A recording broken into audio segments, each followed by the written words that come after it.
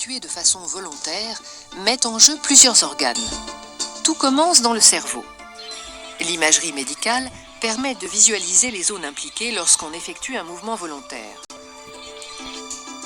Le cortex moteur joue un rôle essentiel. À tout instant, il reçoit des messages nerveux provenant de différentes zones cérébrales. Le lobe frontal lui donne des objectifs à réaliser. Le lobe temporal lui rappelle quelle stratégie il a déjà adoptée pour planifier un mouvement. Et le lobe pariétal lui indique la situation du corps dans l'espace.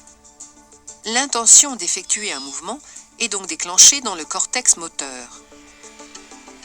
Des interactions très complexes avec d'autres zones du cerveau sont mises en œuvre. Les ganglions de la base et le thalamus interviennent pour rendre le mouvement harmonieux. Le cervelet joue un rôle primordial dans l'enchaînement et la durée des différentes phases du mouvement à réaliser. Le cortex moteur recrute certains neurones qui iront activer des muscles très précis. Chaque partie du corps est en effet prise en charge par une zone plus ou moins large du cortex moteur. Plus la zone est grande, plus la précision des mouvements est importante. Un neurone recruté dans le cortex moteur comporte un long axone qui se prolonge dans la moelle épinière. Il constitue une voie descendante pour les messages nerveux en empruntant la substance blanche. Pour transmettre l'information nerveuse qu'il véhicule, cet axone entre en jonction avec un neurone moteur dans la substance grise de la moelle épinière. Le neurone moteur peut recevoir d'autres informations nerveuses en même temps, provenant d'autres neurones.